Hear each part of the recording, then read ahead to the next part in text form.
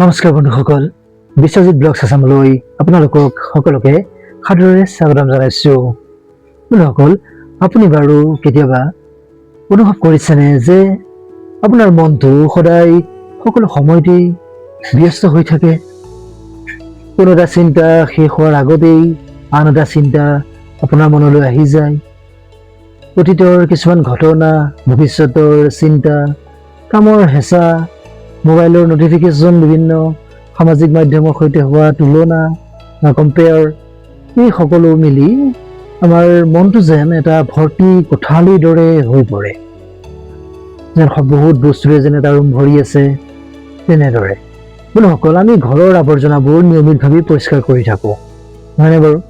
কিন্তু আমাৰ এই মনৰ ভিতৰত জমা হোৱা আৱৰ্জনাবোৰ প্ৰায়ে আমি আমাৰ সুখবোৰ বিচাৰি বিচাৰি বিভিন্ন কামৰ মাজত হয়তো পৰিষ্কাৰ কৰিবলৈ পাহৰি যাওঁ বা থাকি যায়, নহয়নে বাৰু?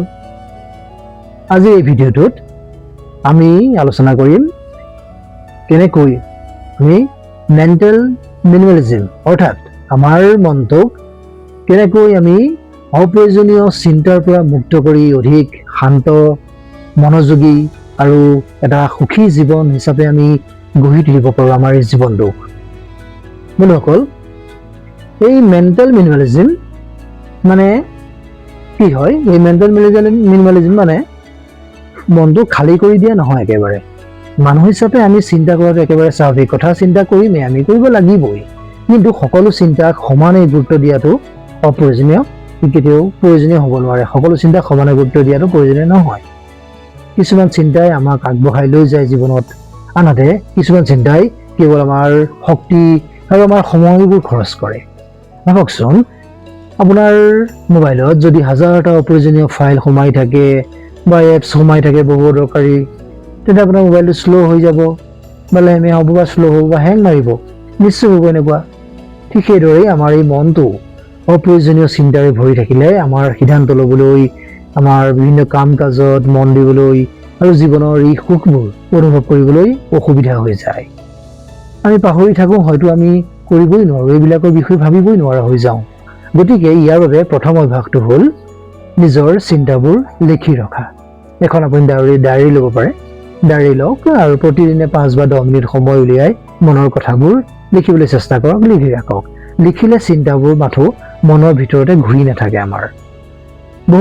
বহু লোকেই কয় যে তেওঁলোকৰ জীৱনত এনেদৰে জাৰ্নেল লিখিবলৈ বা এনেদৰে ডায়েৰীত নিজৰ মনৰ কথাবিলাক লিখিবলৈ আৰম্ভ কৰাৰ পিছত তেওঁলোকৰ মনটো বহুত পাতল পাতল অনুভৱ হৈ যায়।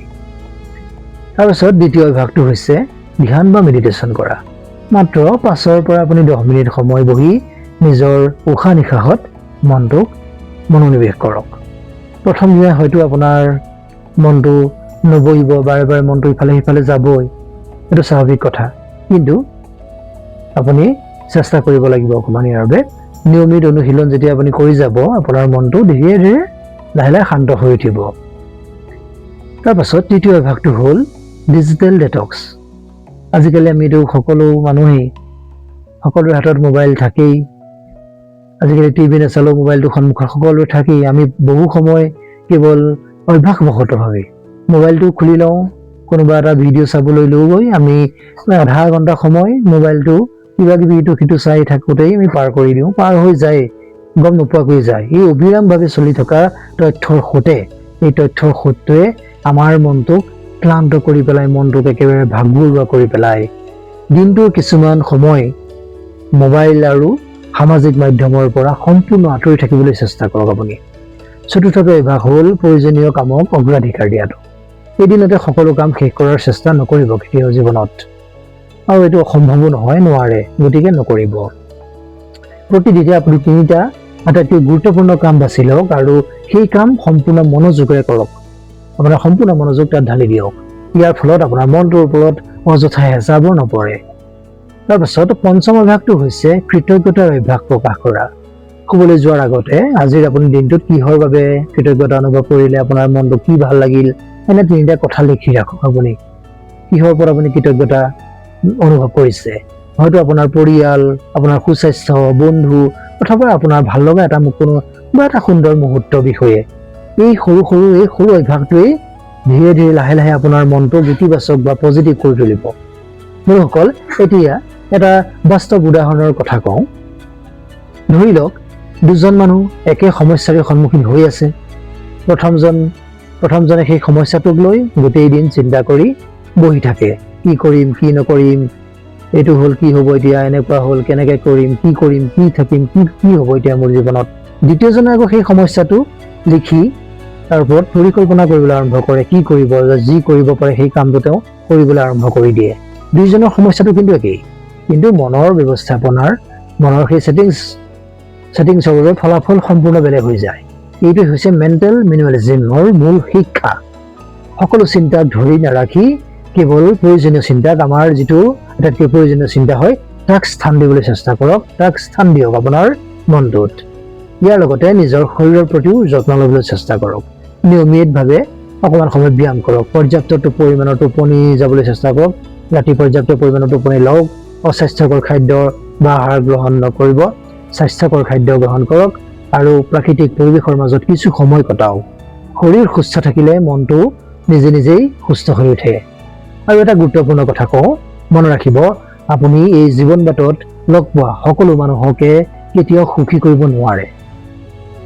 এইটো সম্ভৱো নহয়, কেতিয়াও কাৰোৰে বাবে সম্ভৱ নহয়। সকলো কাম নিখুঁতভাৱে কৰিবও নোৱাৰে আপুনি কেতিয়াও। কেতিয়াবা জীৱনত নাই বুলি বা ন' বুলি ক'বলৈ শিকাটো এটা মানসিক শান্তিৰ এটা অংশ। কেতিয়াবা আপুনি জীৱনটোত ন' বুলি কাৰোবাক ক'বলৈ শিকিব। জীৱনটো কোনো প্ৰতিযোগিতা নহয় যে আপুনি আগবাঢ়িব লাগিব, ইয়াতকৈ মই পিছ পৰিলে হ'ব। ই এটা যাত্ৰা হয় আমাৰ, এটা যাত্ৰা। এই যাত্ৰাত যদি আপুনি নিজৰ মনটোক অযথা বোজাৰে ভৰাই ৰাখে, বিভিন্ন বেমেজালিৰ সৃষ্টি হ'ব, তেন্তে পথটো আৰু অধিক কঠিনহে হৈ পৰিব। আপোনাৰ জীৱন পথটো আৰু কঠিন যেন লাগিব।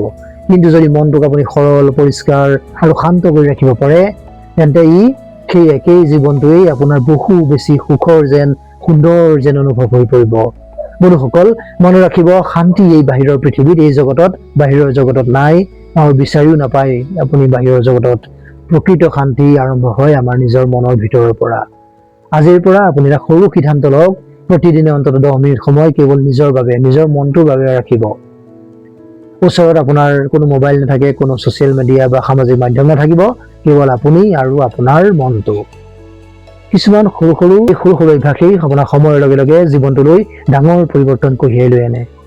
যদি এই ভিডিঅ'টোৱে আপোনাক অলপ হ'লেও আপোনাক অনুপ্ৰেৰণা যোগাইছে, আপোনাৰ মনটোত সাহস দিছে অকণমান, তেন্তে ভিডিঅ'টো লাইক কৰিব তথা আপোনাৰ বন্ধু বান্ধৱী, আপোনাৰ পৰিয়ালৰ সৈতে শ্বেয়াৰ কৰিব আৰু বিশ্বজিৎ ব্লগছ আছাম চেনেলটো ছাবস্ক্ৰাইব কৰি বেল আইকনটো টিপিবলৈ নাপাহৰিব। আৰু আপোনাৰ মতামত কমেণ্ট কৰি নিশ্চয় জনাব যে আপোনাৰ মনটোক শান্ত ৰাখিবলৈ আপুনি কি কৰে, কেনে পদ্ধতি আপুনি হাতত লয়। আপোনাৰ কমেণ্ট মই নিশ্চয় পঢ়িম। পুনৰ লগ পাম আন এটা নতুন ভিডিঅ'ৰ সৈতে। তেতিয়ালৈকে সুস্থ হৈ থাকক, কুশলে থাকক, হাঁহি থাকক, জীৱনটো উপভোগ কৰক। ধন্যবাদ।